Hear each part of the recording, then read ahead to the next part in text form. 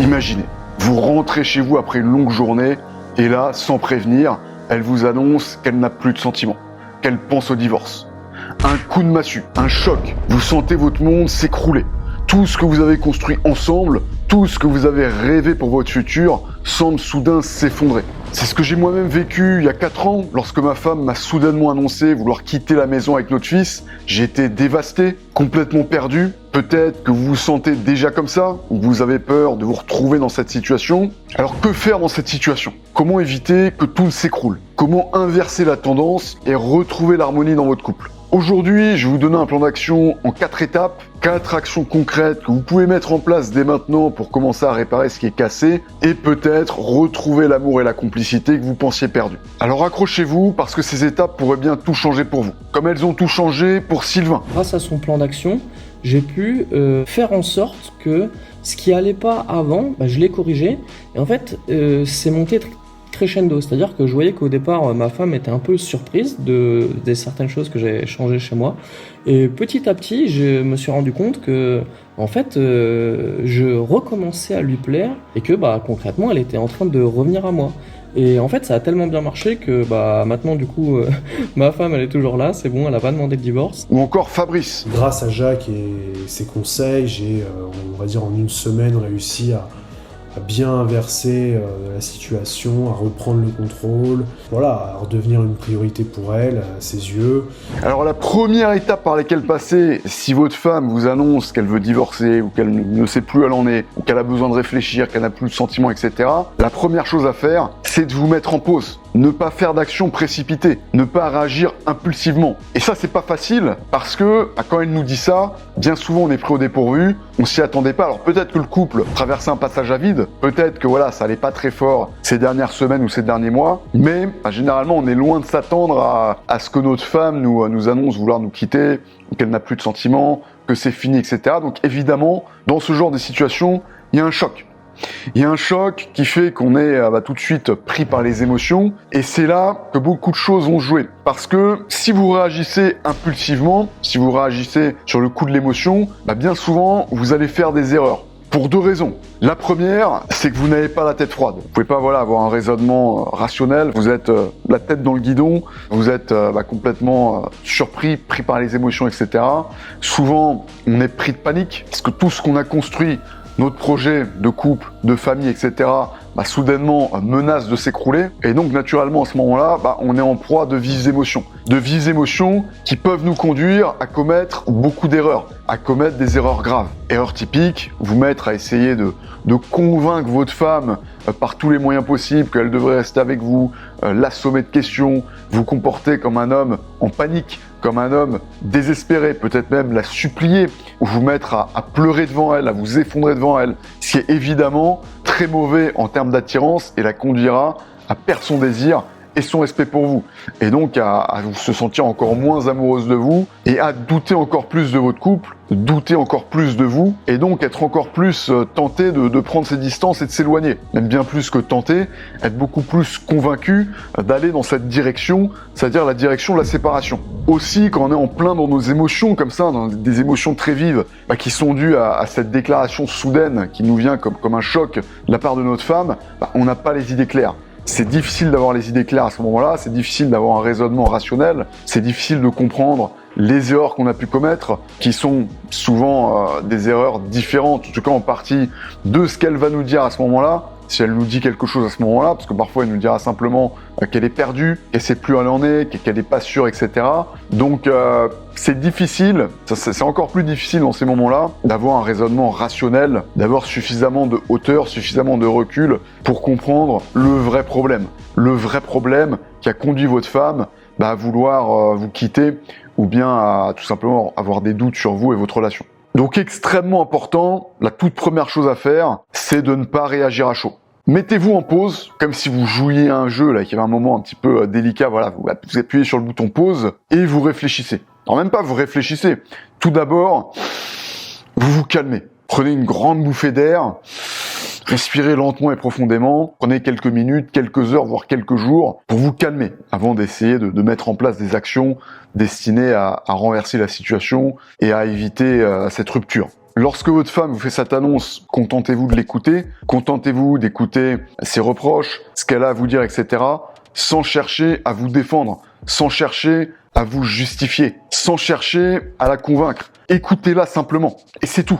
Vous pouvez lui dire que vous comprenez, vous pouvez reformuler certaines choses qu'elle vous a dit pour bien qu'elle ressente que vous l'avez entendue et comprise, et c'est tout, ne cherchez pas à la convaincre. Et rien que ça, ça risque de la faire douter, ça va la faire douter positivement dans le sens de votre relation, en faveur de votre couple. Elle va douter de ses doutes, en quelque sorte. Notamment si elle vous reprochait de ne pas être assez attentif, de ne pas être assez présent pour elle, de ne jamais l'écouter, etc. Ça va l'intriguer positivement. Et puis ça va vous laisser du temps pour faire le point avec vous-même et pour voir ce qui n'a pas fonctionné, ce qui a conduit votre femme à vous faire une telle déclaration et avoir des doutes sur votre couple et des envies de s'éloigner de vous quitter.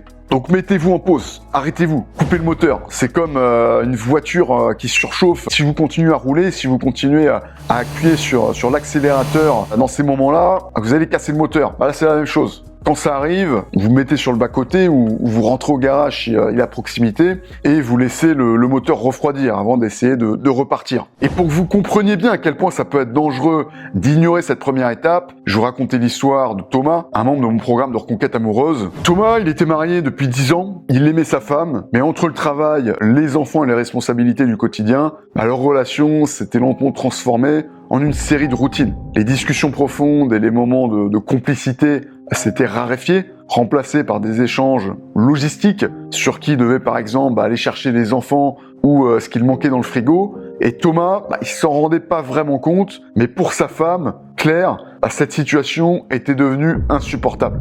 Et un soir, après une journée de travail particulièrement éprouvante, elle lui a annoncé qu'elle pensait au divorce. Elle lui a dit sans détour qu'elle ne ressentait plus les mêmes choses pour lui et qu'elle se sentait délaissée émotionnellement. Pour Thomas, évidemment, c'était un choc absolu. C'était comme si le sol s'était dérobé sous ses pieds. Il s'y attendait pas du tout. Et sa première réaction a été la panique. Il a commencé à lui poser des questions, à chercher à la convaincre de rester, à lui rappeler tout ce qu'ils avaient construit ensemble. Mais plus il parlait, plus elle semblait se fermer, fatiguée de la situation. Donc erreur de Thomas ici, qui s'est pas mis en pause, qui a tout de suite continué à appuyer sur la pédale d'accélérateur et qui a conduit le moteur à surchauffer encore plus. Thomas comprenait pas. Pour lui, le mariage était solide. Ils avaient une belle maison, des enfants en bonne santé et financièrement tout allait bien. Alors pourquoi est-ce qu'elle parlait de divorce ? Il était dévasté et dans la panique, il a immédiatement essayé de la convaincre que tout pouvait encore s'arranger. Il lui a rappelé toutes les bonnes choses qu'ils avaient vécues ensemble, les souvenirs partagés, les moments heureux. Il lui a promis qu'il changerait, qu'il ferait plus attention à elle, qu'il trouverait des solutions. Mais encore une fois, plus il parlait, plus Claire semblait s'éloigner émotionnellement. Pourquoi ? Parce qu'à ce moment-là, Thomas ne réalisait pas une chose essentielle. Il n'écoutait pas vraiment ce que Claire essayait de lui dire. Il se concentrait uniquement sur ses propres peurs de la perdre, sur son besoin de sauver le mariage à tout prix, et il se rendait pas compte que chaque tentative de justification, chaque promesse de changement sonnait comme une réponse automatique, comme une réaction désespérée. Parce que Claire, elle voulait pas simplement des promesses ou des rappels du passé, elle voulait être entendue. Et en cherchant à la convaincre immédiatement, Thomas envoyait le message involontaire qu'il ne comprenait pas la profondeur de son malaise. Il pensait que rappeler les bons moments ou promettre un changement rapide suffirait à arranger les choses, mais pour Claire, ces mots sonnaient creux. Après des années de frustration, ce qu'elle recherchait avant tout, c'était un sentiment de connexion émotionnelle. Or, en essayant de résoudre tout de suite le problème, Thomas passait à côté de l'essentiel. Il prenait pas le temps de comprendre ce qu'elle ressentait vraiment. Claire avait l'impression qu'il ne voyait pas la véritable source du problème. Plus il essayait de la convaincre, plus elle se sentait invisible dans ses émotions. C'était comme si ses besoins et ses frustrations profondes étaient balayés sous le tapis, sous prétexte qu'ils avaient déjà surmonté d'autres défis ensemble. Et ce que Thomas n'avait pas encore réalisé, c'est que c'était pas une question de faire plus d'efforts immédiatement, mais d'abord de reconnaître la douleur et la solitude qu'elle avait ressentie pendant longtemps. Cette attitude, même si elle était bien intentionnée, a poussé Claire à se fermer encore plus. Elle voyait dans ses réactions une incapacité à changer en profondeur, une simple réponse impulsive dictée par la peur de la rupture, ce qui malheureusement l'a confortée dans l'idée que Thomas ne comprenait pas ce qu'elle ressentait vraiment et que finalement il était peut-être trop tard pour sauver leur relation. Autre problème grave, c'est qu'en faisant ça, Thomas passait pour un homme désespéré, pour un homme en panique, pour un homme dominé par la situation, comme un homme qui perdait peu à peu sa dignité et son respect pour lui-même aux yeux de sa femme. Ce qui la conduisait, elle, à perdre son respect pour lui et son désir pour lui, et donc avoir envie de s'éloigner encore plus. Plus il essayait de la convaincre, plus elle voyait qu'il était terriblement affecté et qui faisait un petit peu n'importe quoi à cause de ça, sous la panique, sous le coup de la panique, plus elle le voyait comme un homme qui manquait de contrôle, comme un homme qui manquait de solidité, et donc comme un homme qui n'a pas ce qu'il faut pour être son partenaire. Donc tout un tas de raisons pour lesquelles vous devez à tout prix vous mettre en pause lorsque votre femme vous fait une telle déclaration, sous peine de commettre toutes ces erreurs et donc de perdre davantage son respect et son désir. La deuxième étape, la deuxième chose à faire, si votre femme vous annonce qu'elle n'a plus de sentiments, qu'elle veut divorcer, etc., c'est une fois que vous avez la tête froide, une fois que vous vous êtes mis en pause et que les émotions ont eu le temps de redescendre, que le moteur a eu le temps de refroidir,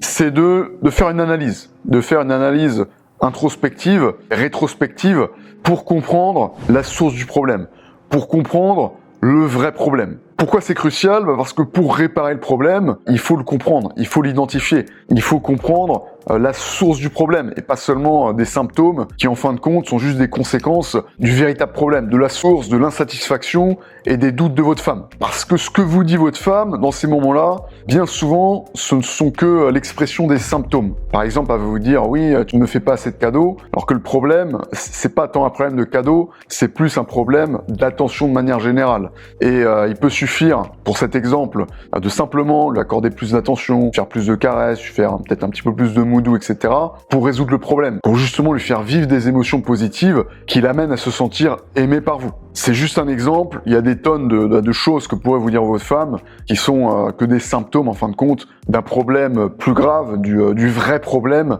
à identifier. Donc pour comprendre le problème sous-jacent, ce que vous devez faire à ce moment-là, c'est examiner votre relation avec soi. Qu'est-ce qu'elle vous a reproché ces derniers temps ? Ces dernières semaines, ces derniers mois ou même ces dernières années.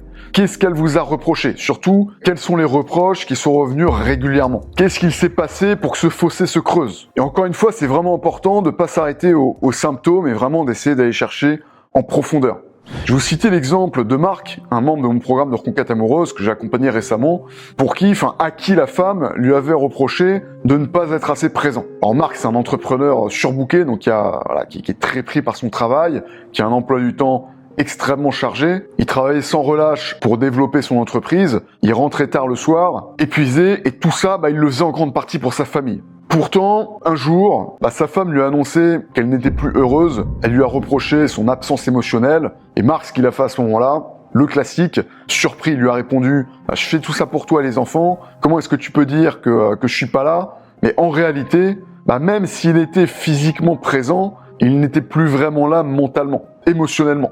Il ne prenait plus le temps de s'asseoir à table avec elle pour discuter, d'écouter ce qu'elle ressentait, de partager des moments de complicité. Et du coup, le fossé s'était creusé sans qu'il s'en rende compte, vu qu'il pensait que ses efforts pour assurer un avenir financier confortable suffisaient.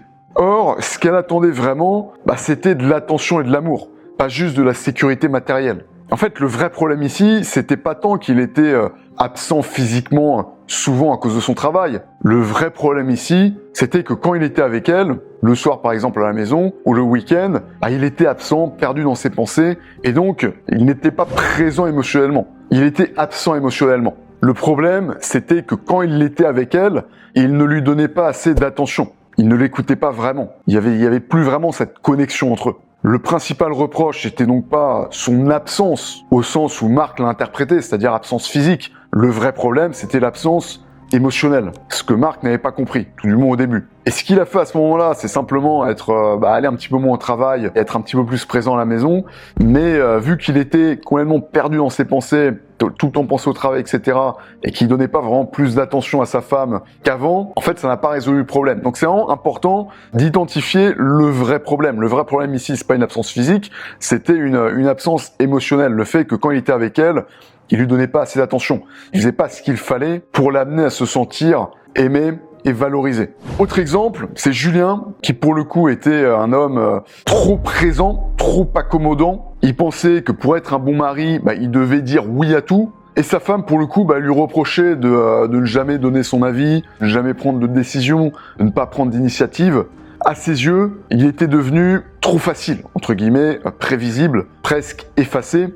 Julien ne comprenait pas. Il pensait que plus il s'adaptait à ses besoins, plus elle serait heureuse. Mais en s'effaçant, en cherchant constamment à lui faire plaisir, il avait perdu son caractère, son leadership dans le couple. Sa femme avait l'impression d'être avec quelqu'un qui n'avait plus de personnalité, quelqu'un qui ne la stimulait plus intellectuellement et émotionnellement. Et en analysant la situation, Julien a compris que le problème n'était pas le fait qu'il ne faisait pas d'efforts, mais plutôt qu'il en faisait trop, sans jamais affirmer ses propres désirs ou opinions, ce qui l'a rendu moins attirant aux yeux de sa femme. Et ces deux histoires, elles illustrent bien deux situations courantes dans lesquelles des hommes, pensant bien faire, pensant à faire ce qu'il faut justement pour que leur femme soit heureuse, pour qu'elle soit attirée par eux, etc., en fait, commettent des erreurs qui conduisent leur femme à s'éloigner d'eux et qui conduisent leur femme à douter de leur relation. Et ça, vous pouvez le découvrir seulement en analysant en profondeur votre relation à tête reposée, d'où l'importance de la première étape, en analysant non seulement ce que vous faites, mais aussi ce que vous ne faites pas ou ce que vous ne faites plus. Voilà pour la deuxième étape.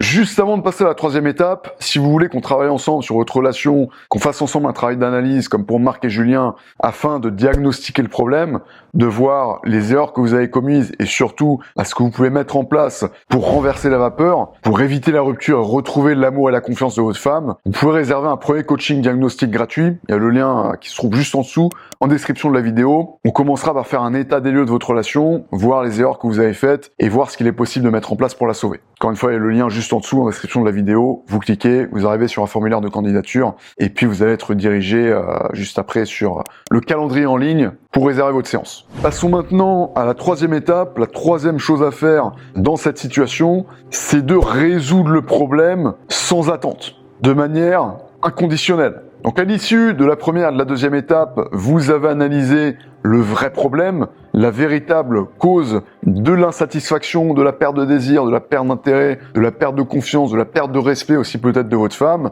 Maintenant, il va falloir poser des actions pour le résoudre, à la source, de manière inconditionnelle. Et ça, j'insiste souvent là-dessus, même systématiquement là-dessus, c'est que si vous commencez à mettre en place des changements de manière ostentatoire, entre guillemets, comme si vous attendiez une récompense, comme de l'affection, de l'attention, etc., de la part de votre femme, vous allez passer pour un homme non seulement désespéré, ce qui est tout sauf attirant, mais aussi pour un homme peu sincère. Votre démarche, vos changements, votre femme va les voir comme une tentative de manipulation, comme un changement en fait qui manque de sincérité, parce que elle va se dire que ok, il fait ça juste pour me récupérer et ensuite probablement il redeviendra comme il était avant, il me délaissera à nouveau, ou bien il continuera avec telle ou telle mauvaise habitude que je lui reproche actuellement. Donc si votre femme sent qu'il y a de l'attente derrière, si votre femme sent que vous faites ça dans le but de la récupérer, dans le but d'avoir de l'affection, de l'attention, etc. de sa part, ça ne produira pas l'effet escompté. Ça peut même être contre-productif, l'amener à s'éloigner encore plus,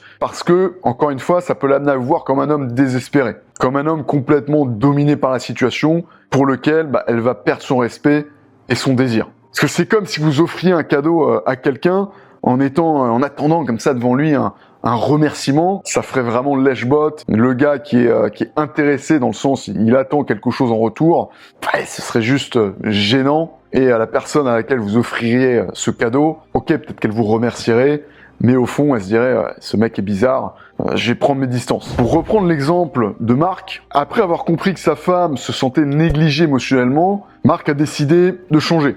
Mais cette fois, contrairement au tout début où il a adopté ce comportement d'homme en demande, en attente de quelque chose suite aux actions qu'il faisait pour tenter de reconquérir sa femme, il a pris une approche différente. Suite au plan d'action que j'ai mis en place avec lui, au lieu de chercher immédiatement à gagner son affection ou à lui prouver qu'il pouvait être plus présent, il a commencé à faire des petits gestes sans attendre quoi que ce soit en retour. Il a commencé à lui dire des paroles gentilles le matin, à l'écouter réellement quand elle parlait de sa journée, sans interrompre, il se précipitait pour donner des solutions. Il n'a pas cherché à impressionner ou à se faire remarquer. Et c'est d'autant plus important que sa femme, elle pouvait être encore méfiante à ce stade. Donc il n'a pas attendu des remerciements ou une reconnaissance immédiate, ou même, je dirais même, une reconnaissance tout court. Il a simplement cherché à recréer des moments de connexion sans pression. Ce dont avait véritablement besoin sa femme.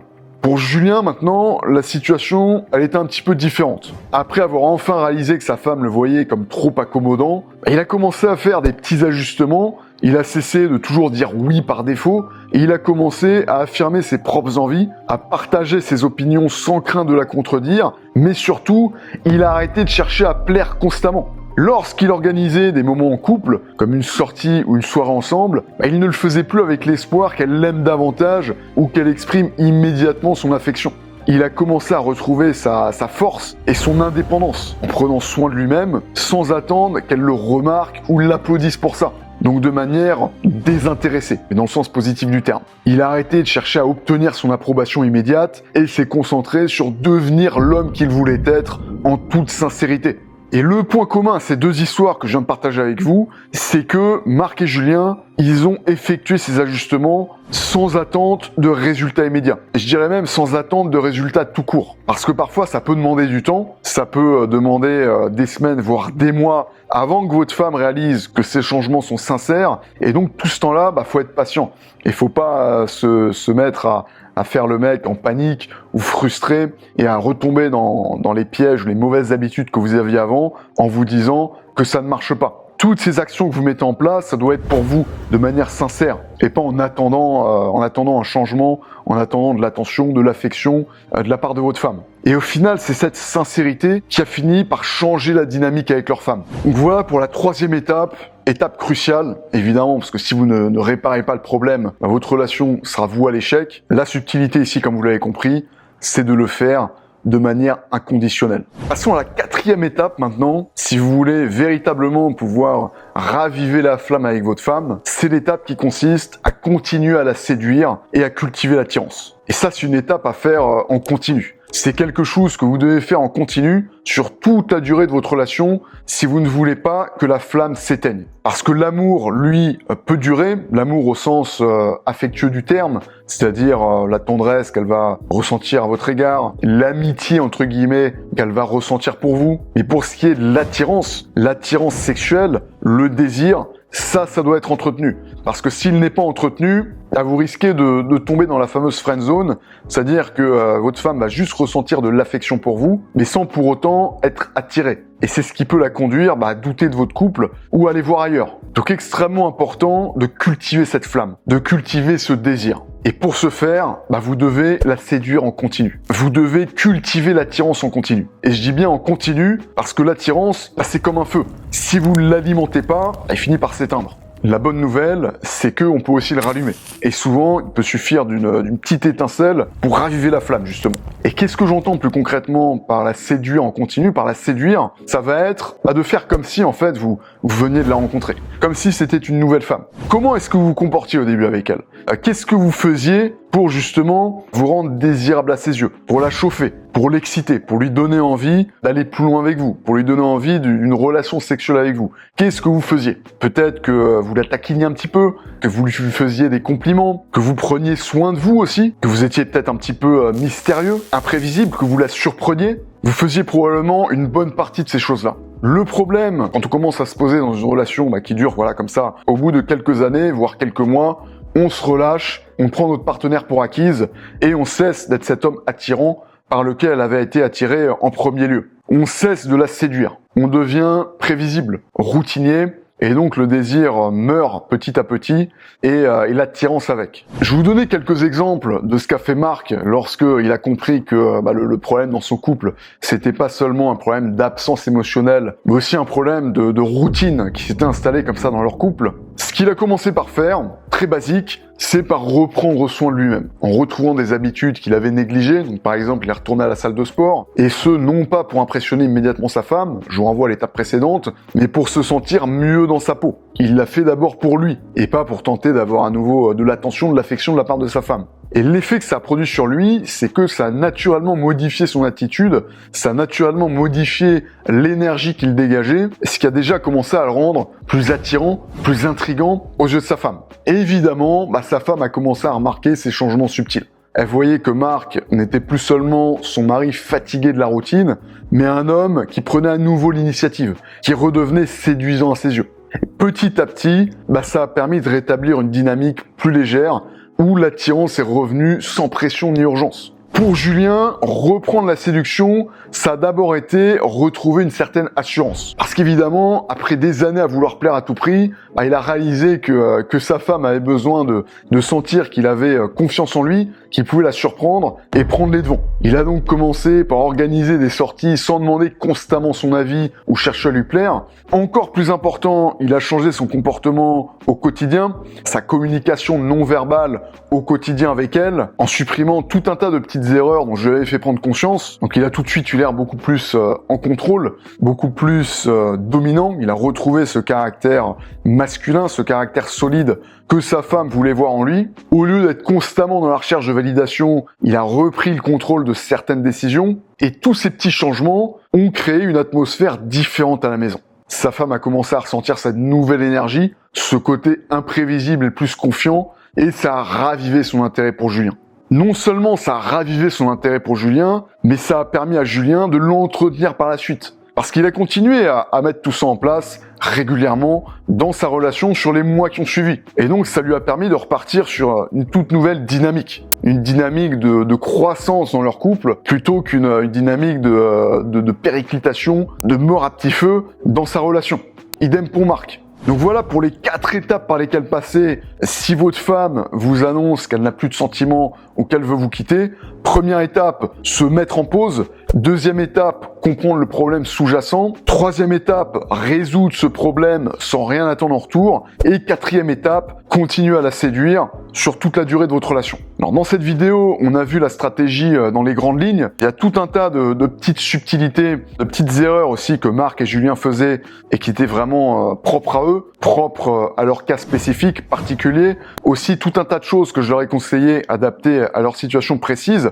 Si actuellement vous traversez une situation difficile dans votre couple, que votre femme a émis des doutes sur votre relation, qu'elle vous a peut-être annoncé vouloir vous quitter ou ne plus avoir de sentiments pour vous, il y a tout un tas de petites erreurs que vous faites probablement, tout un tas de choses aussi que vous pourriez faire là tout de suite, le plus rapidement possible, pour éviter la rupture et raviver cette flamme, restaurer ce respect, cette confiance, cette complicité dans votre couple. Si vous voulez qu'on établisse un plan précis, une stratégie sur mesure, adaptée à votre cas particulier, je vous invite à réserver une première séance de coaching diagnostic gratuite où on va faire un état des lieux de votre relation, voir les erreurs que vous avez commises, voir ce que vous avez bien fait aussi également, voir ce que vous pouvez mettre en place pour inverser le processus de rupture. Si évidemment votre couple est sauvable, ce qu'on va voir ensemble dans cette première séance. Pour réserver votre premier coaching, il vous suffit de cliquer sur le lien juste en dessous dans la description de la vidéo. Vous allez atterrir sur un formulaire de candidature avec quelques informations à remplir, qu'on puisse déjà avoir un aperçu de votre situation avant de commencer la séance et donc qu'on puisse être le plus efficace possible lors de cette première séance. Et après avoir rempli ce petit formulaire, vous arrivez sur le calendrier en ligne à partir duquel vous allez pouvoir réserver un créneau, donc un jour et une heure souhaitée pour cette première séance de coaching diagnostic. Encore une fois, il y a le lien juste en dessous en description de cette vidéo. Je vous laisse là-dessus et puis je vous dis à très vite dans une prochaine vidéo.